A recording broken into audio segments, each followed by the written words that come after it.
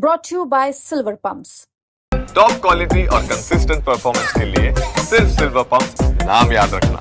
आम आदमी पार्टी के नेताओं के घर में आधार बनाने की मशीन के माध्यम से आधार बांटे जाते हैं इन बांग्लादेशी घुसपैठियों को।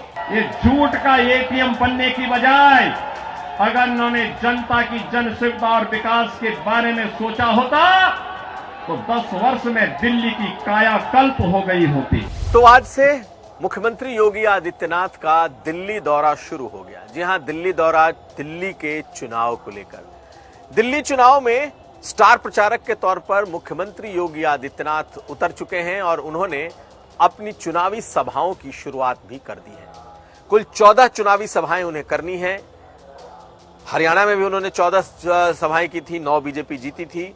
बीजेपी को लगता है कि मुख्यमंत्री योगी आदित्यनाथ के चेहरे और उनके भाषणों के जरिए उत्तर प्रदेश की तरह दिल्ली में भी माहौल बनाया जा सकता है।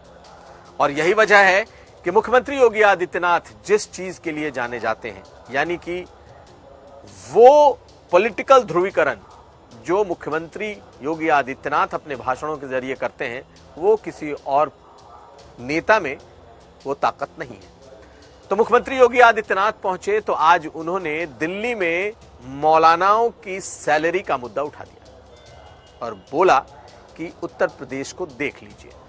क्या कहा है मुख्यमंत्री ने अपने पहले इस चुनावी सभा में, और खास करके मुस्लिम वोटरों को ध्यान में रख के सुनिए मुख्यमंत्री योगी आदित्यनाथ को। ओखला दिल्ली के अंदर उद्योग तो नहीं लगने दिए, कोई रुचि भी नहीं ली, लेकिन इसमें बांग्लादेशी घुसपैठियों को, रोहिंग्या को जरूर बसाने का काम किया है। आम आदमी पार्टी के नेताओं के घर में आधार बनाने की मशीन के माध्यम से आधार बांटे जाते हैं इन बांग्लादेशी घुसपैठियों को। ये झूठ का एटीएम बनने की बजाय अगर उन्होंने जनता की जन सुविधा और विकास के बारे में सोचा होता तो 10 वर्ष में दिल्ली की कायाकल्प हो गई होती। दिल्ली के अंदर किस तरीके से दंगे करवाए गए और आम आदमी पार्टी के पार्षद और उनके विधायकों की संलिप्तता इस पूरे षड्यंत्र में सामने आई थी। ये लगातार राष्ट्रीय सुरक्षा के साथ खिलवाड़ कर रहे हैं।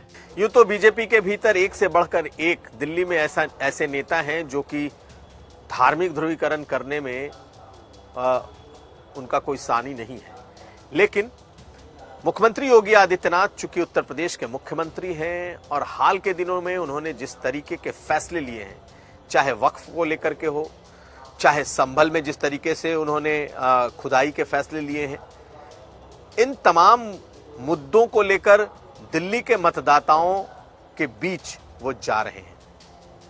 तो उनकी अपील का कितना असर होगा, देखना यह है कि क्या बटोगे तो कटोगे की तर्ज पर कोई नया नारा मुख्यमंत्री अपने इन भाषणों में देते हैं या नहीं।